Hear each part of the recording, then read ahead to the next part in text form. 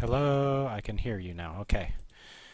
So this is going to be a overview of how to make the POV experiment for CPE100. The first thing you'll get is this Google Doc here. And in the Google Doc describes the entire procedure. So basically I don't really need to walk you through this thing if you read it all. But I'll give you a quick video overview. Here we can see MSP430 Launchpad. So MSP430 is a 16-bit microcontroller.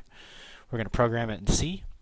The first thing you need to do is maybe take a little bit of rubbing alcohol and rub the back of the MSP430 board just a little bit, so you can then glue using super glue or hot glue or epoxy or whatever you want to attach a perforated board to the Launchpad.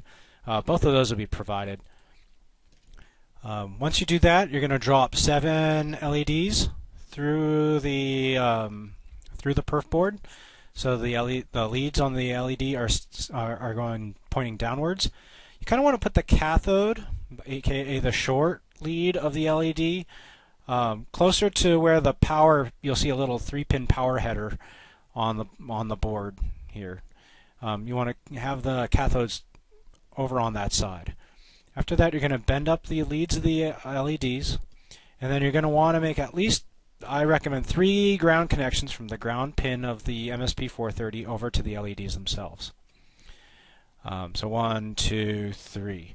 And then, of course, you want to make all the cathodes grounded, so you just jumper over the LEDs whose cathodes aren't connected to ones that are.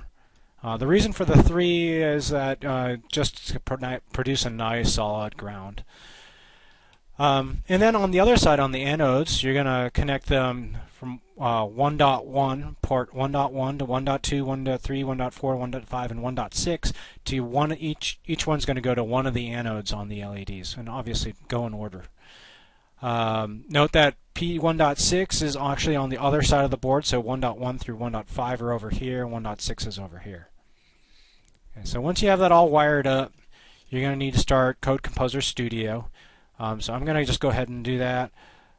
Code Composer Studio. Start up a default workplace. While that's firing up, I'm going to go in this Google Doc, and here's the source code. I'm just going to cut and paste it into the blank project. Okay, so I'm going to go File, New Code Composer Studio Project. I'm going to call it, I don't know, CPE100 POV. I'm going to, the microcontroller is an MSP430, and we're going to need to find the version of the 430 family. It's the G family, which is the low-cost family. And the microcontroller type is the 4553. It's pretty close to the bottom. Okay, we're going to start with an empty project with a main.c, and we hit finish. Okay, so here is our main.c. I'm gonna paste on top of it the source code from the Google Doc. Save it. Now, if I go over here, this is the active project. I'm going to right-click on it and build project. If there are no errors, it should just say build finished if you cut and paste right. Let's see. And then what I'm going to need to do is I'm going to take my MSP430 here and I'm going to attach it to a USB cable. Okay. Wait for Windows to find a driver for it. Okay, and it seems like mine already has found the driver. So now to download the code to this board, what I do is I hit the little ladybug button here. It's the debugger. And if everything runs correctly, it should just find it. Now notice here I have no blinking LEDs on this board. I know you probably can't see it in the webcam. And then to get this to run, there's this little green arrow here, and I hit the play button, and now my LEDs are blinking. Yay! Okay, so once that's done, that's kind of the basic, and probably your freshman will get that done in about 2 hours. You know, they'll have to split up the work a little bit. There's a lot of explanation about how this code works. Okay, so I want them to read the code and see if they can understand it. In here, there's a description of how to create a special character. Here, I made a cross character here. And so they have to know a little bit of hexadecimal and binary to figure this out, but I'm sure they can figure that out from the description. Beyond that, I want them to go the next step. So you could think, okay, now they can make an animated Pac-Man where they'd have like a Pac-Man, 5 different characters that are Pac-Man and at different mouths of opening or mouth opening positions.